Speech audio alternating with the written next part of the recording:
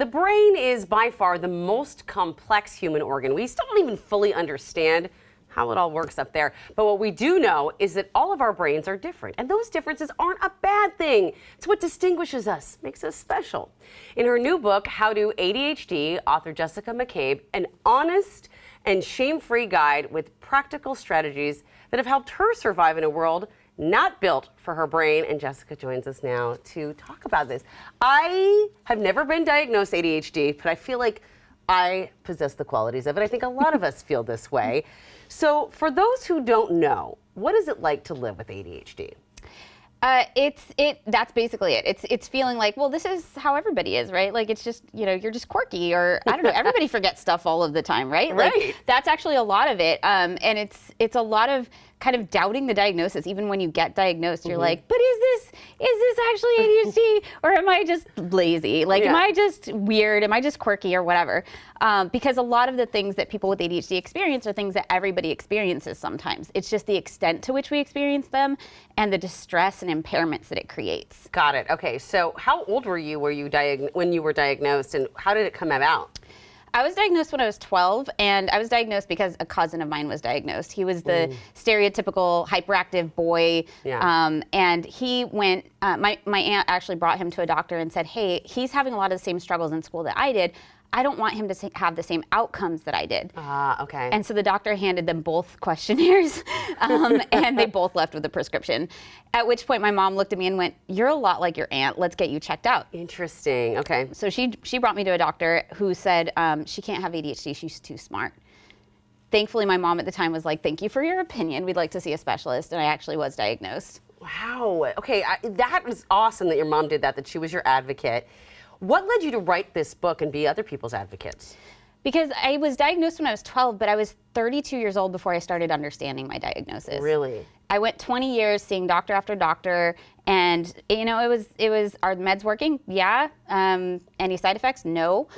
Great, here's a prescription, and that was it. And they never asked me, like, they asked me if my meds were working. They never asked me if my life was working, because I would have been like, oh no, like, that's a disaster. Okay. My credit is terrible. I'm living at home. I'm divorced. I can't get my together, right? Like, I am not doing okay, but nobody ever really asked me that. And so I thought I had trouble focusing, and this medication helped me focus, and everything else I was struggling with was just me being a terrible human. Oh no. And I just needed to try harder. So I tried self-help books. I tried every organizational strategy anyone ever suggested to me. I tried harder. I tried trying harder than that. Like, I was working so hard and falling farther and farther behind. So at 32 years old, I was like, I burned out. I was like, I can't be this person everybody keeps telling me I have the potential to be. So maybe there's something more to this ADD thing. So I started learning about it. And over the course of 7 years, everything I learned about ADHD, I found out it's called now, I put on my YouTube channel in case it was helpful for anybody else. And it certainly became that way. Yeah. So kind of explain how, yes, you could focus on a task because of this medication, but how did the ADHD, in kind of some examples, affect your life? Like, how did you learn to go, hey, this is the problem, this is what I need to fix? Yeah, so it wasn't just focus, it turned out. It was also planning, prioritizing, sustaining effort toward long-term goals, emotion dysregulation. So everybody always told me I'm so sensitive, or I'm too dramatic, or I would blow up relationships or blow up my jobs. Like, I would say something impulsively or, out of anger at work, and then the next time I was 4 minutes late, I'd get fired. I wasn't fired for being 4 minutes late, probably. I was fired because I angered one of my managers. I said something that I shouldn't have. So I just learned that there was way more to it, and that it was just this weird revelation of, I was reading research papers with tears streaming down my cheeks because everything I'd been struggling with, I felt seen. Everything I'd been struggling with, there was a reason for it, and it all came back to the ADHD. And so now, hopefully other people can feel seen. I mean, is that what you hope people take away from this? I do, yeah. I hope they feel seen, and I hope they feel understood, because when you have a brain that works differently and you keep trying all these neurotypical strategies and these neurotypical self-help books, it's really easy to feel like there's just something wrong with you, or you're just not trying hard enough, and you keep trying to implement these strategies that aren't built for your brain. So this book is all strategies that are built for the ADHD brain. This is amazing.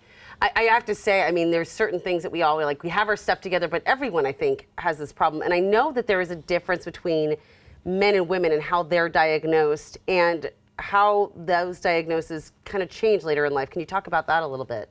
Yeah, so we know that it's about 3-to-1 ratio or 4-to-1 even, boys to girls getting diagnosed. Girls are less likely to be referred for diagnosis. They're less likely to receive a diagnosis if they are referred, and they're also less likely to be given medication if they are diagnosed. Doesn't mean they don't have it, just means they're not being seen. Right, but there's also hormonal differences, and so during puberty, the hormones shift, and that's when we see a lot of maybe sub-threshold women become like start to meet that criteria, or it becomes obvious enough that their parents take them to get diagnosed. I was that, scattered, like I was losing my jacket all the time. My mom said I would forget my head if it wasn't attached. I was daydreaming.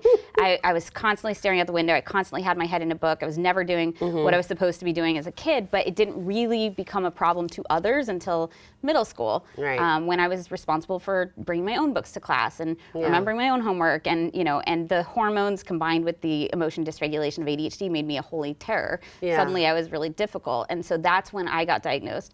But a lot of women get diagnosed even later in life because a lot of the symptoms are more internalized, so it shows up as eating disorders, anxiety, depression, maybe talking really quickly with no spaces between your words, as opposed to like running around bouncing off the walls. And so women get diagnosed later, and sometimes after they've been maybe unsuccessfully treated for depression for years. Listen, you're having me want to go get myself diagnosed because I've always struggled. I laughed when you said the comment about you lose your head if it wasn't attached. My mom would say the same thing to me.